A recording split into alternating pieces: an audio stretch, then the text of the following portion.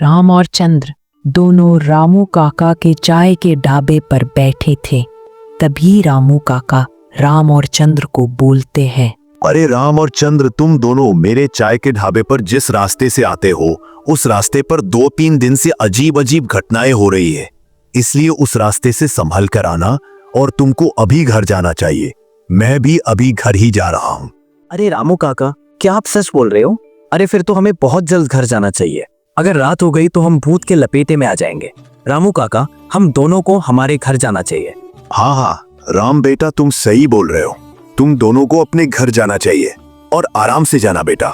हाँ रामू काका, राम एकदम सही बोल रहा है। हम दोनों को अभी हमारे घर जाना चाहिए। हाँ रामू काका, हम दोनों को हमारे घर जाना चाहिए। अगर जाते समय रात हो गई तो हम रास्ते में फंस जाएंगे। हाँ बेटा, राम और चंद्र, तुम दोनों को अपने घर जाना चाहिए। मैं भी बस अभी थोड़ी देर में जा ही रहा हूँ।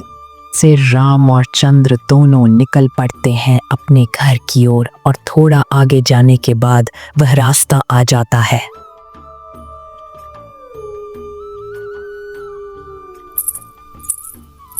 अरे चंद्र, तुझे अभी अभी पायल की आवाज सुनाई दी? मुझे तो अभी अभी पायल की आवाज सुनाई दी। हाँ राम, मुझे भी अभी अभी पायल की आवाज सुनाई दी। इसका मतलब रामू काका सच बोल रहे थे। चल अपन घर चलते हैं। फिर राम और चंद्र दोनों निकल पड़ते हैं अपने घर की ओर और फिर राम और चंद्र दोनों आ जाते हैं अपने घर पर।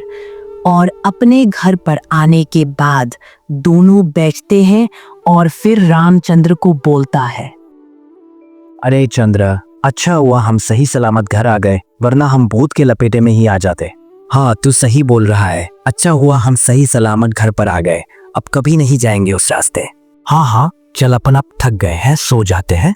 अब कल अपन रामू काका के ढाबे पर चलेंगे। अगली सुबह सूर्य की किरणें एकदम सुंदर पड़ रही थी और रामचंद्र को बोलता है, चल चंद्र, सुबह हो गई है। चल रामू काका के ढाबे पर चाय पीते हैं। चल चंद्र। हाँ राम, चलते हैं, लेकिन पीछे वाले रास्ते से चलेंगे। हाँ चंद्र, पीछे वाले रास्ते से ही चलेंगे। चल चंद्र, चलते हैं। फिर राम और चंद्र दोनों आ जाते हैं रामू काका के ढाबे पर और वह रामू काका के ढाबे पर बैठते हैं।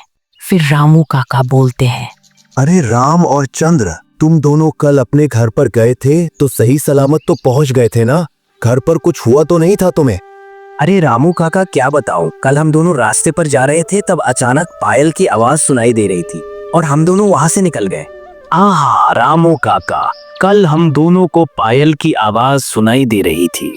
अच्छा हुआ हम दोनों वहां से निकल गए, वरना न जाने क्या होता हमारे साथ। अरे बेटा, तुम सही सलामत हो, बस इतना ही काफी है। अब मत जाना उस रास्ते से।